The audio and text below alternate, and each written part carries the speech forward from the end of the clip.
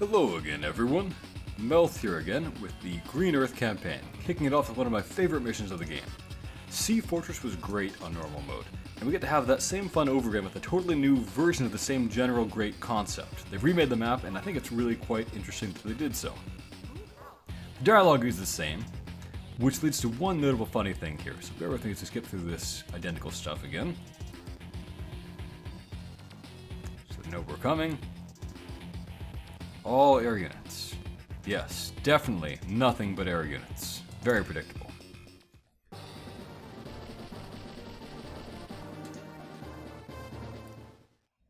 So, new version of the fortress. Now the map is vertical instead of horizontal, looking quite different.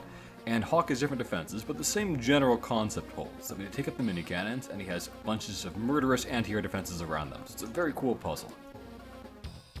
Now he has 4 mini cannons out in front, which is different, and probably a little bit easier overall, although the fortress itself is laid out in a tougher way, I would say. But scrolling down here, we have a great air force, and we also have 4 giant warships pointed right at him. So, poor recon there, I would say. Alright, let's charge these air units in. Now, I found many fun ways to beat this mission with 300 points and no casualties. I'm going to try to show 2 here. One of which wins with lightning speed, but depends on the AI making one crucial blunder.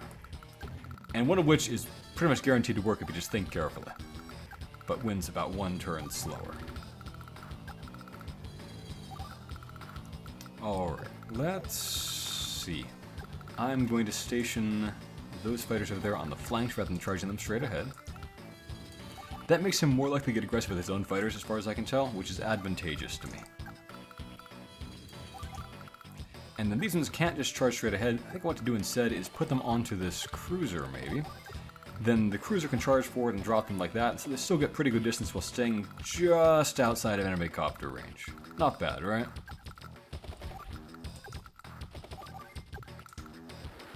They'd be in a good position to maybe do some useful stuff next turn. This copter, loses 1 square movement, but the bombers are far more important anyway. Eagle bombers, of course, can instant kill pipe seams. Eagle copters, even at full HP, do about 1/3 damage to them. So they're not anywhere near as useful. This battleship really could be if we can get into position. Even though it's an Eagle one, just being able to attack those things from outside their range is humongously valuable. I think it's best to go around that side and avoid the reefs that way. And avoid some other hazards too with that battleship. Alright, so now let's see what Hawk does. This determines what strategy you should do from here. I've taken a save kind of both ways so I can show both strategies, rather than just having to restart again and again and again and just see what the AI does each time.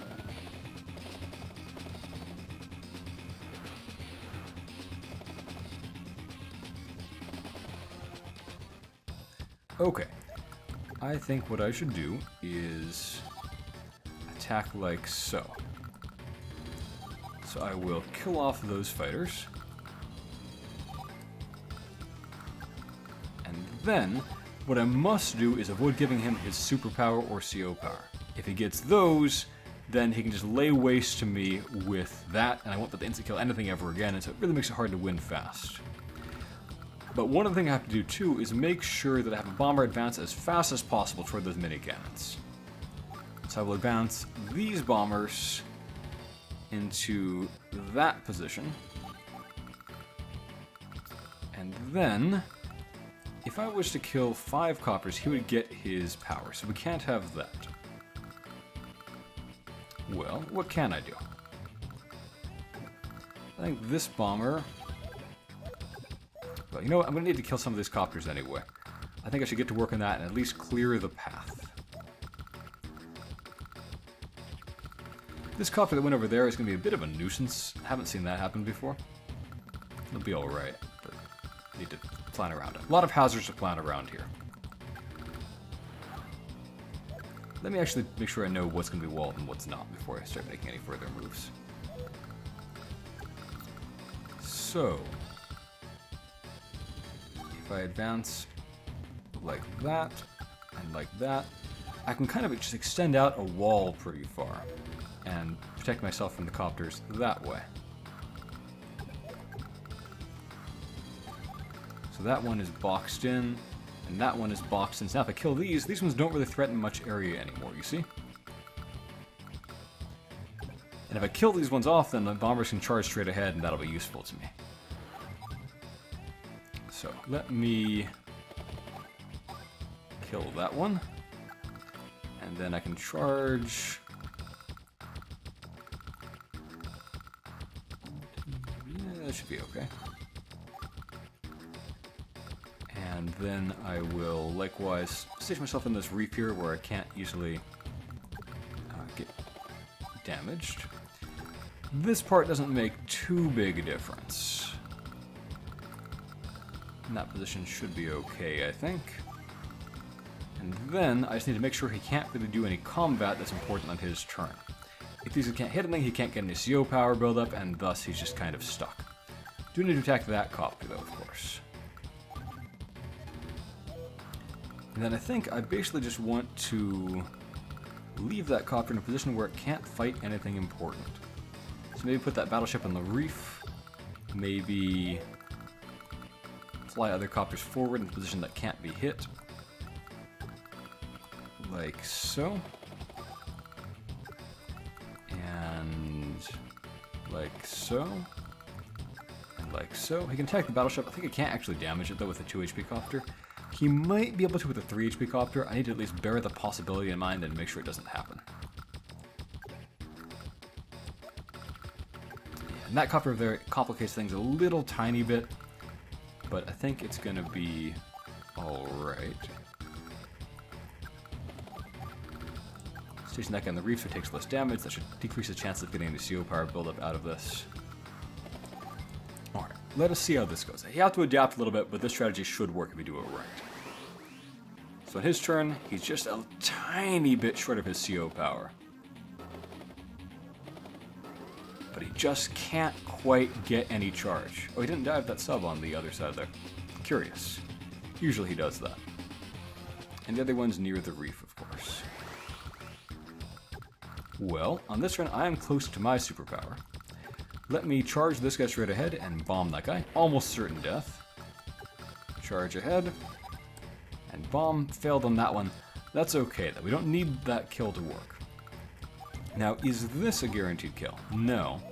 But with my super, it sure would be. So we charge that guy ahead there. And let's charge... Who's the other one? That guy ahead there. Sure, why not? And then... we get to work.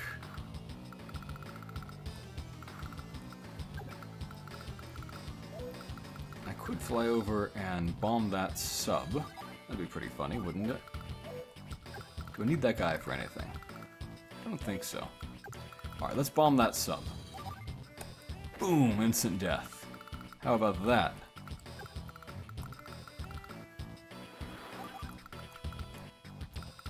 Would have been fun to take a shot with the battleship, come to think of it. But, oh well, that'll be alright. This other sub is over there. I can maybe scout it if I walk like this. And then perhaps my cruisers can gang up on it. I guess they can't actually both hit it. But that's okay. We'll just take a shot there. And a shot there. And there. Just killing everything that moves. And you see, we've got superpower. So we can charge straight ahead. Straight ahead. Fly in all of these bombers. You'll notice that we have precisely 8 bombers. Just the right amount for 8 mini cannons in a single go.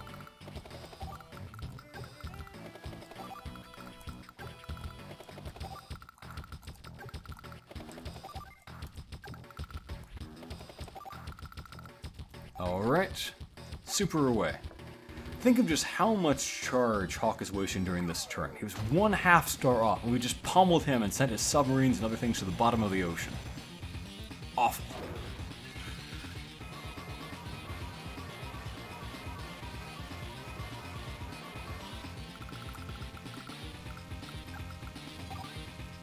That's a dead copter. That's a dead copter.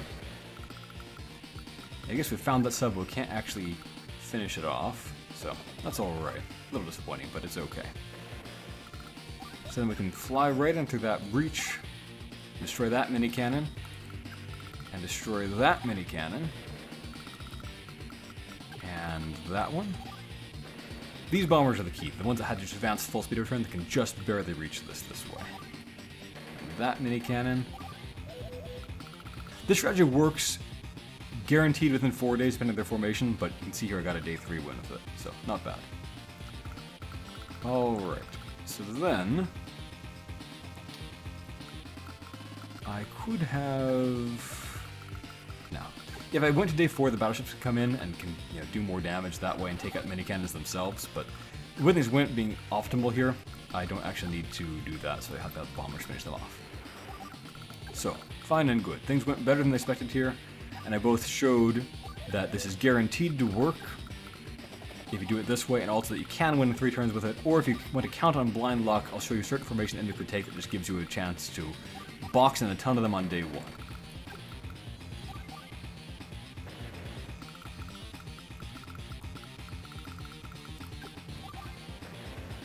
Let's attack this guy, just to taunt him. Then we go for the win. How about that? Day 3.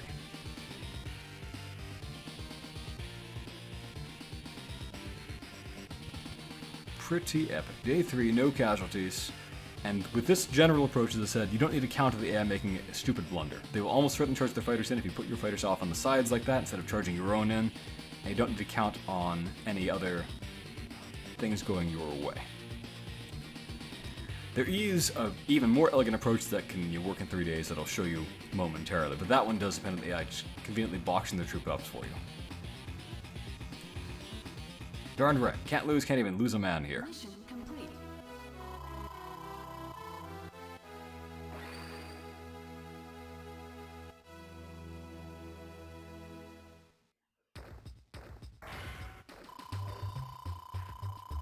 Pretty epic, I think, and a great start to a fun campaign. One of my favorites. So let me save that here, and then I will pop this into a save state and then get over to the other save state where I can demonstrate the formation that you can exploit sometimes. So if he does this formation, you are set. Because what you do is, you see all these 4 guys conveniently boxed up for you. And you can just walk like that, and don't attack them. And like that, don't attack them. Don't attack. Don't attack. Box them in, box them in, box them in, box them in. Now they're pretty much helpless. So you can have maybe these copters fly over and attack that one, and that one. And I do recommend attacking from the bottom here so you can keep a full HP copter up. The top side they'll be exposed, by the way. And cruiser, maybe take that one out. Try to avoid taking any retaliation damage so we give him any charge up. Kill that, and that. So his 4 guys are in a box, and the fact of the matter is, with him having, 2 fighters, us having 4 fighters, we can be sloppy like this and give him first strikes, and we'll still just guaranteed win the air fight. And that's the key. Watch out for this cruiser, by the way. You don't want that thing getting any free hits.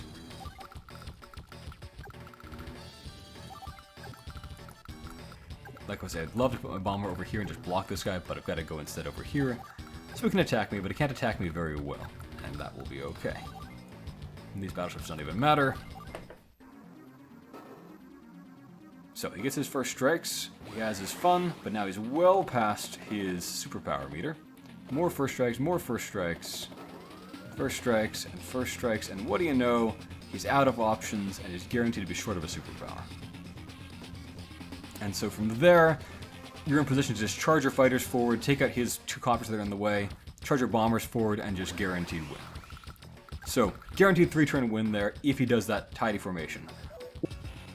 Well, good stuff. A phenomenal mission, I would say. A whole lot of fun to solve that puzzle.